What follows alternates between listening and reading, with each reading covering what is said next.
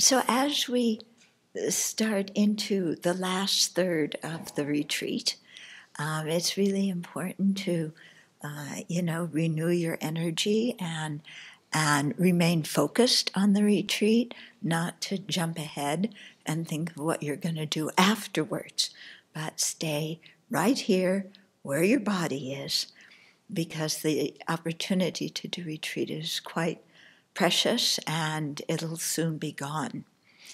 So along that line, I thought, what's really important now, I think, is for you to get more of a feeling of Amitabha's mind, and so that you can direct your mind towards becoming like Amitabha's mind. And so I thought to talk a little bit about some of the meditations for generating bodhicitta, because this is one of the chief things that makes Amitabha who he is, and not some other kind of practitioner. Yeah, and so quite important, I think, for you to do these meditations on bodhicitta. And then when we get done with that, then I thought to talk about his unshakable resolves, the 48, yeah? And because thereafter, when you get a sense of what a Buddha's mind is like with bodhicitta, then, the kind of unshakable resolves he makes to benefit sentient beings make more sense. And then you may also start to generate some of your own unshakable resolves.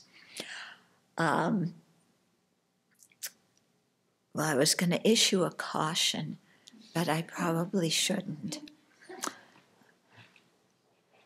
Okay. No, it was a while ago. I made, many years ago, even before I met the Dharma, I made some kind of aspiration to benefit a certain kind of person. And what I didn't realize is how much compassion you need to benefit that kind of person.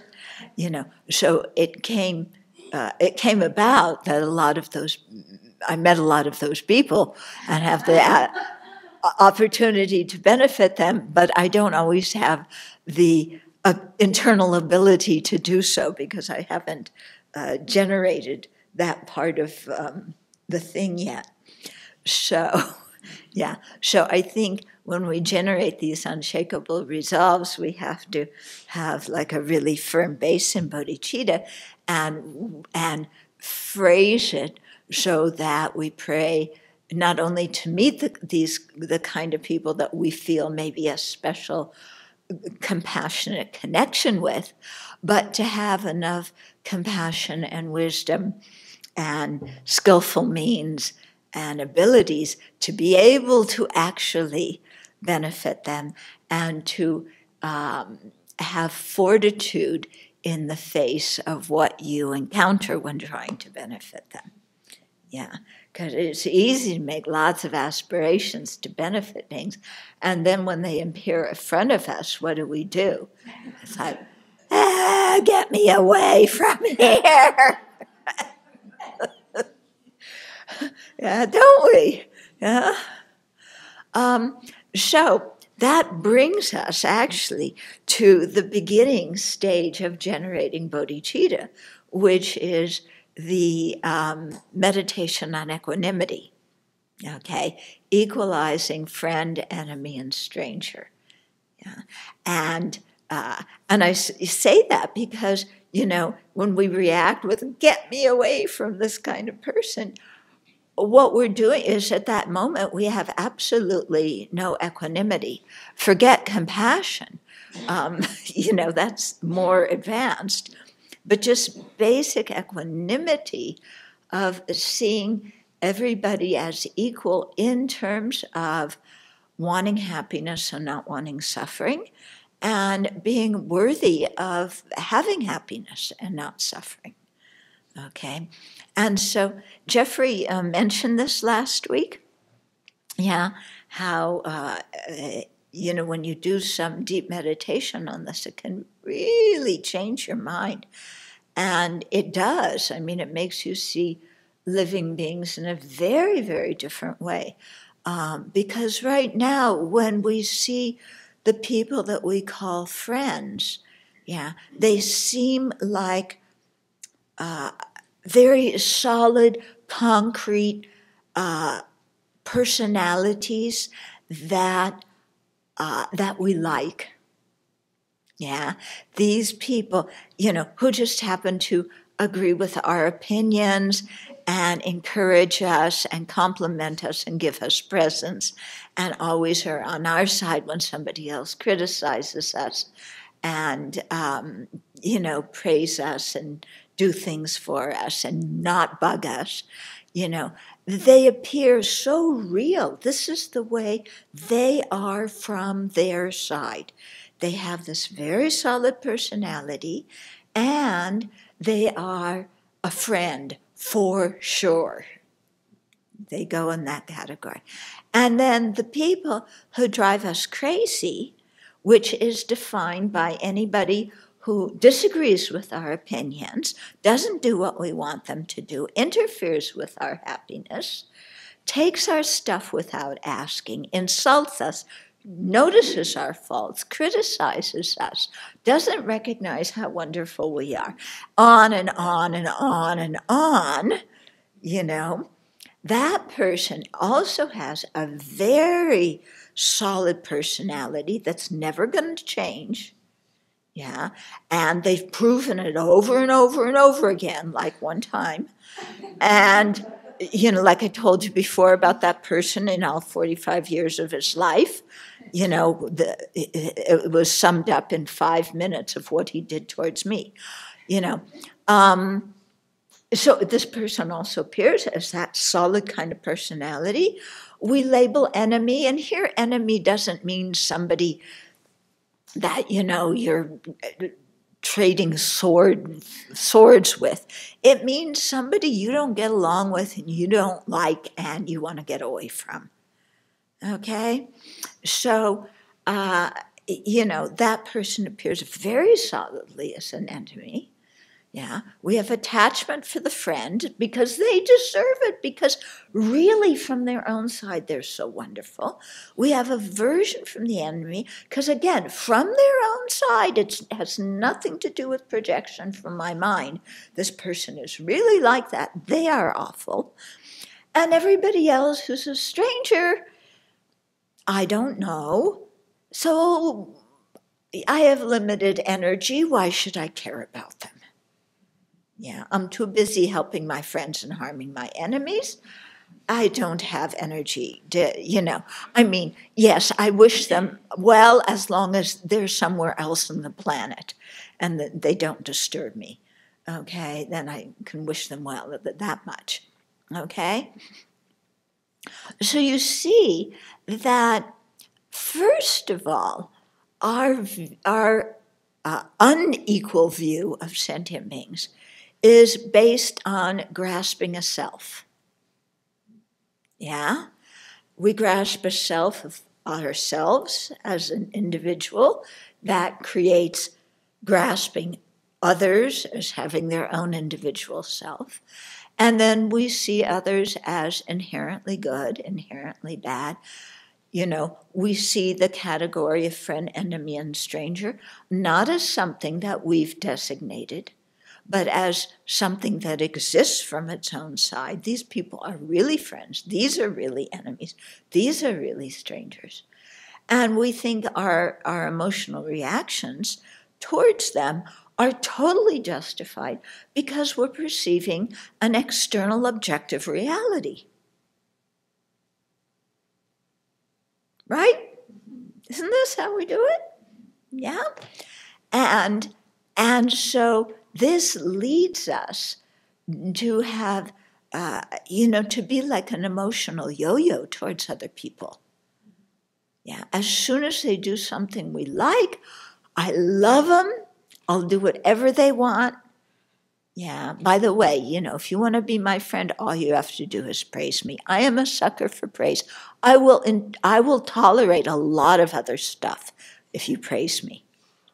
Okay. But if you don't praise me and you criticize me, forget all the good things you do towards me, I will hate you. Okay?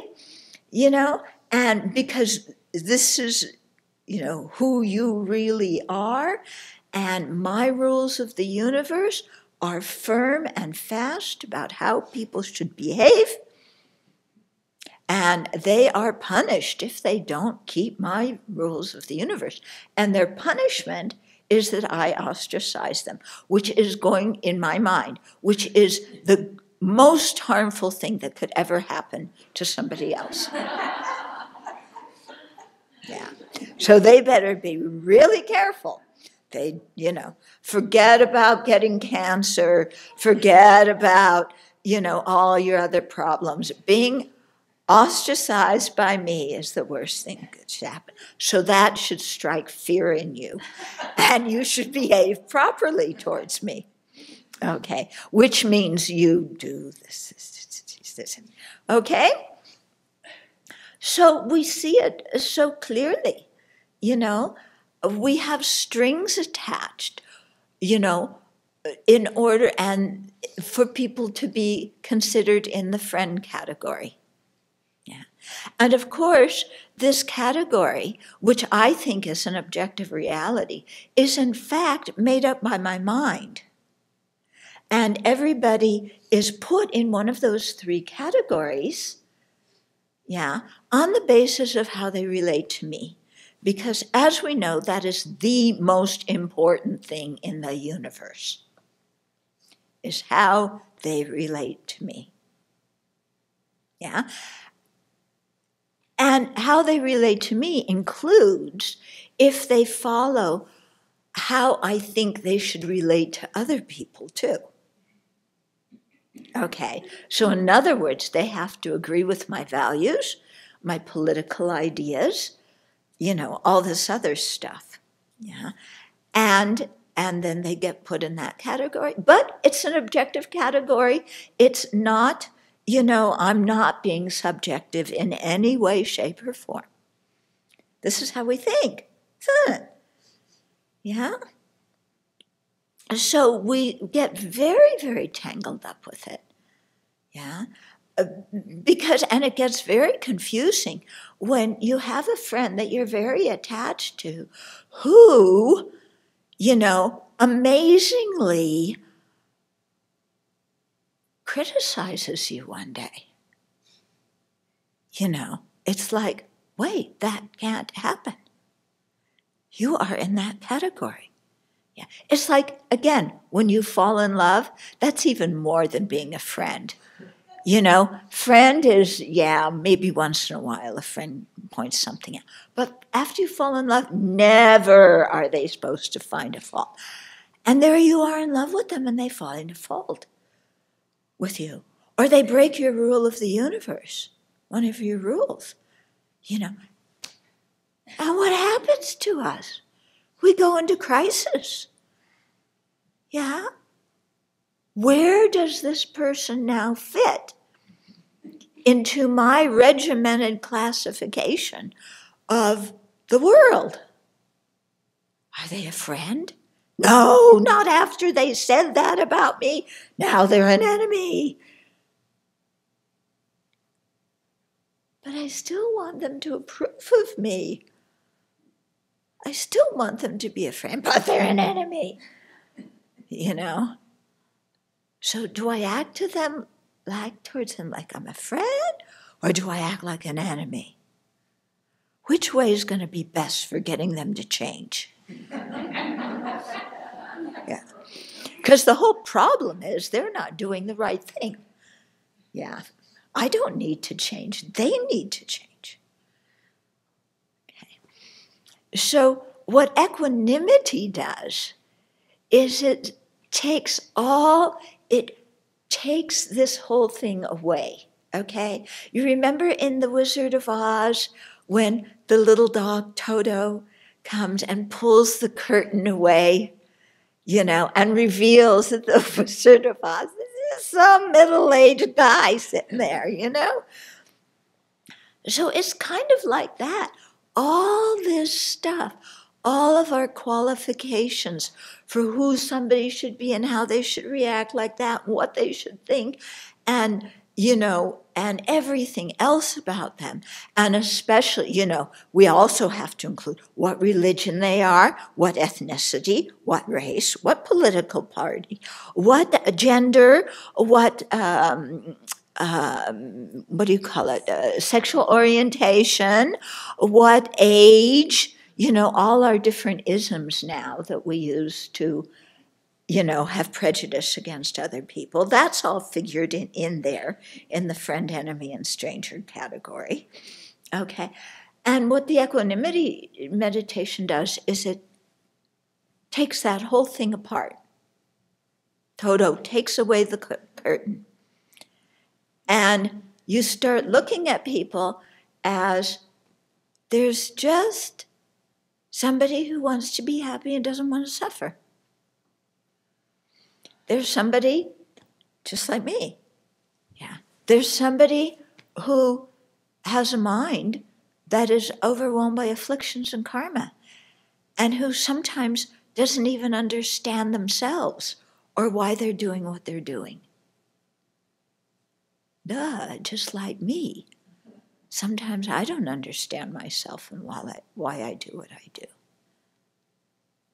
Yeah. And you begin to see that all these categories that we put people in and all the emotional reactions we have based on those categories are complete, made up garbage. Yeah? Made up, fabricated conceptualization. Yeah, because there's just a sentient being who wants happiness and doesn't want to suffer. Just a sentient being whose mind is overwhelmed by karma and afflictions and makes mistakes and has good qualities. And to boot, they're not even inherently existent. So there's kind of two levels on which the curtain has to come apart. One on what kind of sentient being they are and equalize them that way. And the second on is how they ultimately exist and see, none of them are inherently existent. That means all of them have the Buddha nature. That's what the meaning of, one meaning of Buddha nature is. That the very nature of your mind doesn't exist, is not the ultimate nature of your mind is the emptiness of inherent existence. Okay. So this is a preliminary to kind of everything that follows. Yeah. And you can see why it's a preliminary, because if we can't equalize our feelings towards living beings, and we're always getting attached to these and hating and getting angry at these and being apathetic towards the strangers, if we're always involved in those three kinds of emotions, how are we ever going to have any kind of compassion that sentient beings can rely on? Because our compassion will be completely biased for only the people that we're attached to. Yeah?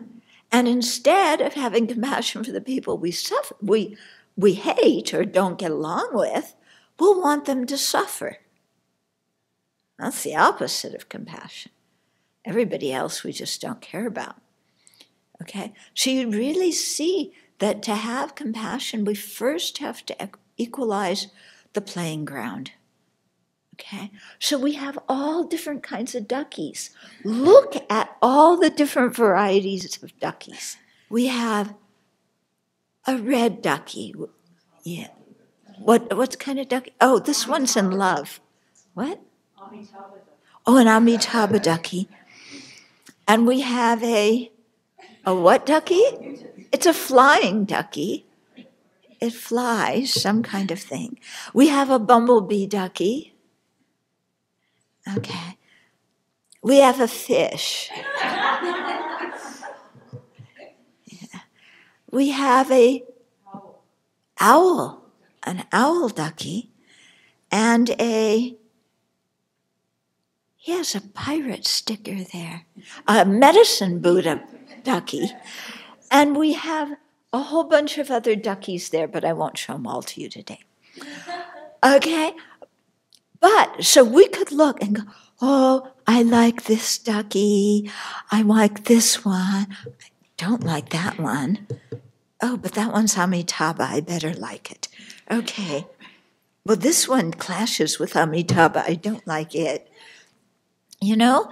So we could get into lots of opinions about all of our duckies and lots of emotions, you know, because all these duckies could be different kinds of people, different kind of sentient beings, that they don't all have to be human beings, that we have some kind of emotional reaction towards. Yeah, level the playing field realizes they're all duckies sitting on the table. That's all. They're all made of plastic, and they're all sitting on the table. They're equal. Yeah, aren't they? I mean, this one's not zooming around in the air. Yeah. This one isn't stinging anybody. Even if he is, he's still a ducky sitting on the table, made of plastic. They're equal. Okay? So training our mind, you know, to see the equality, level the playing field. Yeah? And if we do that, then we can appreciate all the duckies. And whichever ducky is in front of us at one particular moment, we can see they still have the Buddha nature, and they're just a suffering sentient being who wants happiness and not suffering. Okay? So it doesn't matter if they sit on our head or stick us in the ear or bite our arm. Yeah? We see some kind of unitary characteristic in all of them, and that's what we focus on. And if we do that, we can really see into people's hearts, you know, about what is most important to them. And we disregard what they look like on the outside and what they say and how they act and so on. Okay? So that's a big step, but a very important one to understanding Amitabha's mind. Yeah, because Amitabha sees us that way. Yeah, so forget about trying to brown nose Amitabha. It doesn't work.